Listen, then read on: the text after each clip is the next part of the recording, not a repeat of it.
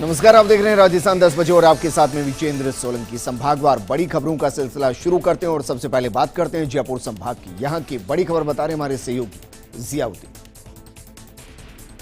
प्रदेश में इंडियन मुजाहिदीन के जुड़े सदस्यों के मामले में आज जिला कोर्ट ने 13 में से 12 आतंकियों को दोषी करार देते हुए आजीवन कारावास की सजा सुनाई। वहीं एक आरोपी को सबूतों के अभाव में बरी कर दिया। ये सभी इंजीनियरिंग के स्टूडेंट थे जो इंडियन मुजाहिदीन के लिए काम कर रहे थे और प्रदेश के अंदर कई आतंकी घटनाओं को अंजाम देने की फिराक में थे। मामला 7 साल पुराना है, जिसके ऊपर आज जिला कोर्ट ने फैसला सुनाया। प्रदेश में इंडियन मुजाहिदीन के सदस्यों से जुड़ा ये मामला 7 साल पुराना है। दिल्ली में गिरफ्त में हुए आतंकियों से मिले इनपुट के आधार पर राजस्थान में एटीएस व एसओजी की टीम ने 2014 में जयपुर, सीकर व कुछ अन्य जिलों से 13 संदिग्ध युवकों को गिरफ्तार किया था। ये सभी युवक इंजीनियरिंग के स्टूडेंट थे। इन पर आरोप थे कि ये प्रतिबंधित संगठन सिमी से जुड़े हुए हैं, राजस्थान में आतंकी गतिविधियों को अंजाम देने के लिए बम बनाने की तैयारियों का काम कर रहे हैं। पिछले मामले के अंदर पिछले 7 सालों से कोर्ट में ट्रायल चला। इस मामले में अभियोजन पक्ष की ओर से 178 गवाह और 506 डॉक्यूमेंट्री एविडेंस कोर्ट में पेश किए गए। इसमें सरकारी वकील लियाकत अली खान ने पैरवी की। कोर्ट ने आतंकियों को फर्जी दस्तावेज से सिम खरीदने, जिहाद के नाम पर फंड जुटाने, आतंकियों को शरण देने, बम विस्फोट बनाने जैसे मामलों में दोषी पाया। 7 साल पुराने इस मामले में फैसला आया था। लोक अभियोजन ने इसमें खुशी जाहिर की, साथ ही इस मामले में उम्मीद जताई कि इस पूरे फैसले से आमजन को राहत मिलेगी और एसओजी एटीएस ने जो मेहनत की थी वो आज रंग लाई। बीकानेर संभाग की बड़ी खबर बता रहे हमारे सहयोगी लक्ष्मण राघव। उपचुनावों को लेकर भाजपा और कांग्रेस दोनों के दिग्गज नेता आज उतरे मैदान में। सुजानगढ़ में मुख्यमंत्री अशोक गहलोत, प्रभारी अजय माकन, प्रदेश अध्यक्ष गोविंद सिंह डोटासरा, सचिन पायलट सहित कई नेताओं ने किया शंखनाद।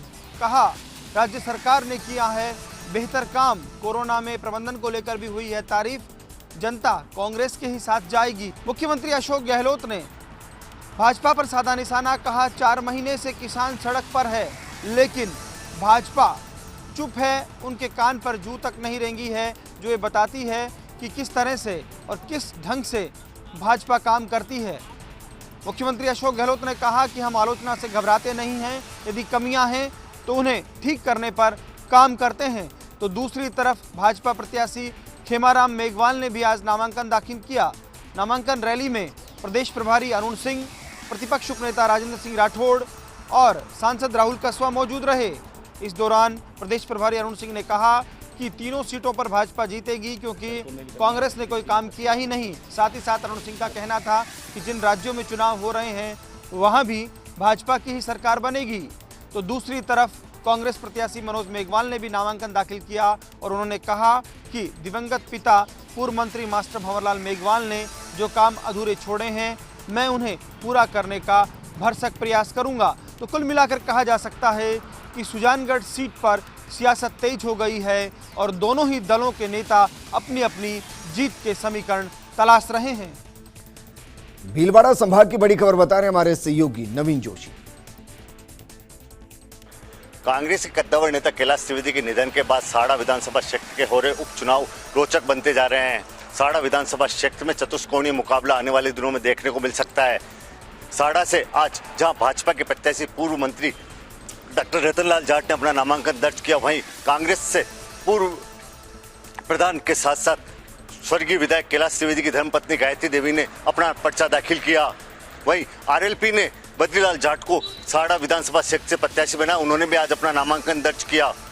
गत चुनाव में भाजपा के लिए मुसीबत बनने बागी लादूलाल पीतलिया एक बार फिर चुनावी मैदान में कूद गए और आज उन्होंने अपना नामांकन दाखिल किया। इसके साथ ही 4 दमदार उम्मीदवारों के एक साथ मैदान में कूद जाने से साड़ा विधानसभा का उपचुनाव पूरी तरह से चतुष्कोणीय बनता जा रहा है। उधर आज साड़ा विधानसभा क्षेत्र में हो रहे उपचुनाव के लिए कांग्रेस की एक बड़ी सभा साड़ा चौराहे पर आयोजित हुई। इस सभा को मुख्यमंत्री अशोक गहलोत ने संबोधित करते हुए केंद्र सरकार पर जमकर हमला बोला। खासतौर से मुख्यमंत्री अशोक गहलोत ने केंद्र सरकार पर किसान आंदोलन के लिए केंद्र सरकार की निंदा करते हुए बताया कि इस लोकतंत्र में सभी को अपना विरोध व आंदोलन करने का अधिकार है। सरकार 200 से अधिक जानों के जाने के बाद भी अभी तक किसी तरह से गंभीरता से किसान आंदोलन को नहीं ले रही है।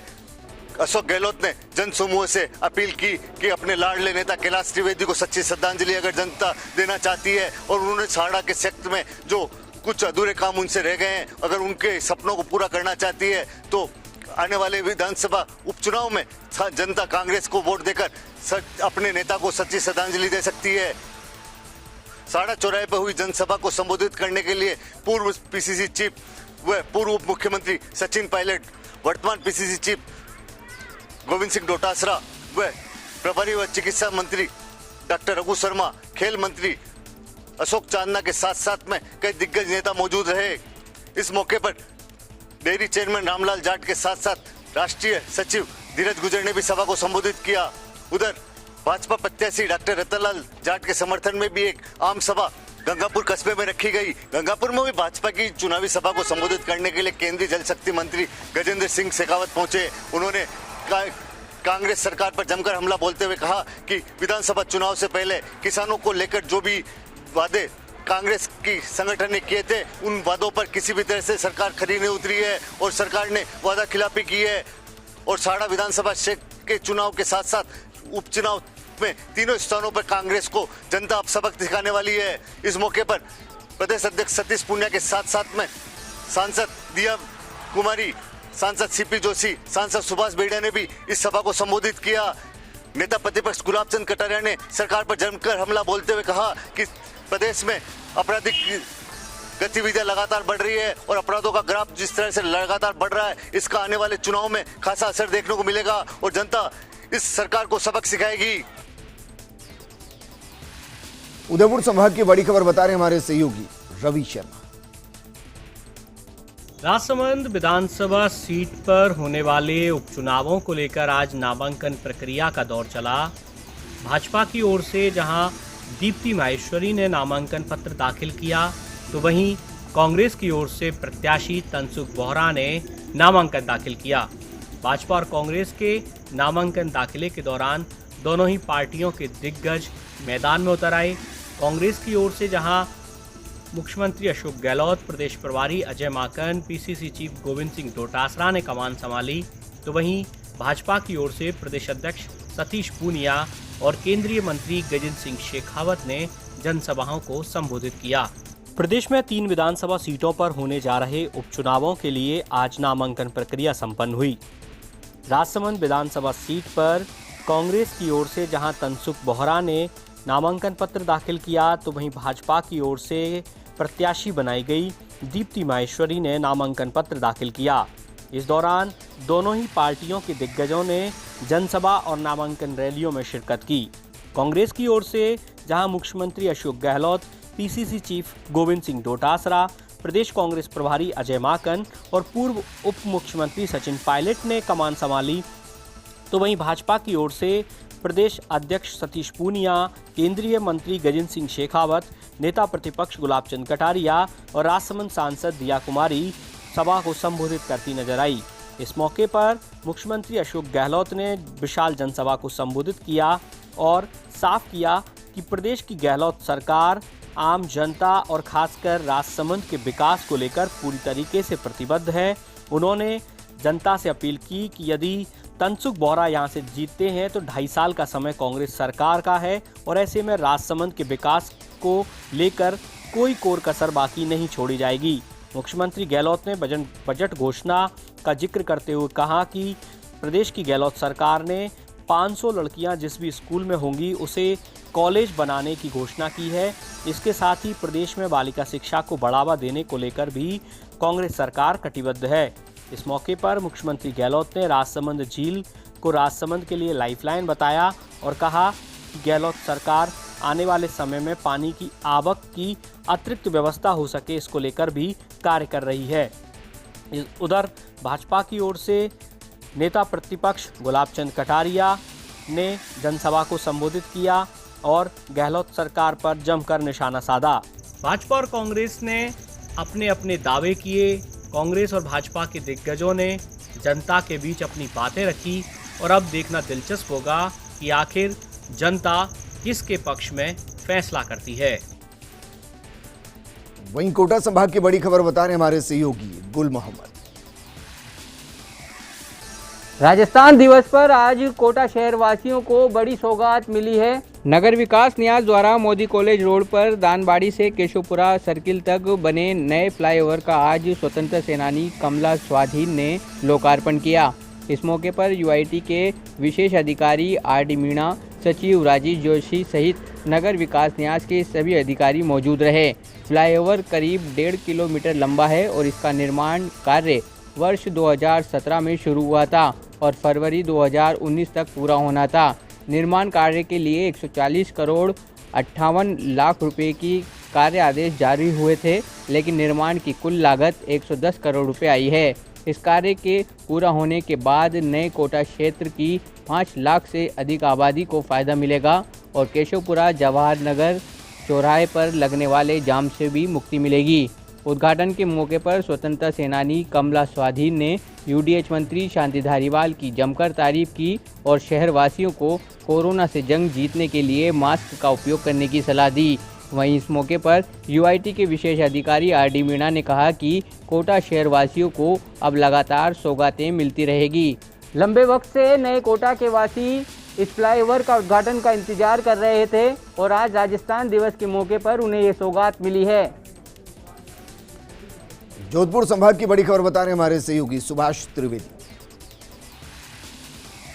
जोधपुर संभाग के आयुक्त राजेश शर्मा एक दिवसीय यात्रा पर मंगलवार को पाली रहे हैं। मंगलवार को जहां राजस्थान दिवस को लेकर आयोजित समारोह में उन्होंने शिरकत की है, तो दूसरी ओर कलेक्ट्रेट में सभागार में जिला अधिकारियों की बैठक ली है। लगभग 4 घंटे तक बैठक के अंदर हर विभाग की समीक्षा की है, खास करके जिस तरह से कोरोना संक्रमण बढ़ रहा है और किस तरह से इस चैन को रोका जाए उसको लेकर समीक्षा की गई है। इसके अलावा वित्तीय वर्ष में जो काम अधूरे थे उसको कैसे पूरा किया जाएगा और एक दिन बचा है उसको लेकर ज़िले में जितने भी कामकाज हुए हैं, चाहे जिला परिषद के जरिए हुए हैं या विभिन्न विभागों के जरिए, उसको लेकर भी समीक्षा करने के साथ साथ आवश्यक दिशा निर्देश दिए हैं। राजस्थान के साथ साथ पाली जिले में सबसे ज़्यादा प्रवासी महाराष्ट्र व अन्य प्रांतों से आ रहे हैं, उसको लेकर कोरोना संक्रमण नहीं फैले, यह लोग 72 घंटे पहले की पीसीआर रिपोर्ट लेकर यहाँ आए, उसको लेकर भी आवश्यक दिशा निर्देश दिए हैं। 4 घंटे की इस बैठक के अंदर जिला कलेक्टर अंशदीप, पुलिस अधीक्षक कालूराम रावत, मुख्य कार्यकारी जिला परिषद अधिकारी टीएस नागा, अतिरिक्त जिला कलेक्टर चंद्रभान सिंह भाटी सहित विभागों के अधिकारियों ने तमाम जानकारी इस 4 घंटे की बैठक में संभागीय आयुक्त को उपलब्ध करवाई है। इसके अलावा एनजीटी कोर्ट में जिस तरह से पाली के प्रदूषण को लेकर लगातार सुनवाई हो रही है और जिस तरह से सख्ती बरती जा रही है, उसमें प्रदूषण नियंत्रण मंडल व सीईटीपी ट्रस्ट पाली की ओर से जितने भी कामकाज हुए हैं उसको लेकर संभागीय आयुक्त ने साफ तौर पर कहा है कि इसमें किसी भी तरह की कोताही को बर्दाश्त नहीं किया जाएगा। 4 घंटे की इस बैठक के दौरान जिले के विकास कार्यों के साथ साथ राजस्थान व भारत सरकार की योजनाओं की क्रियान्विति को लेकर भी संभागीय आयुक्त को जानकारी दी गई है।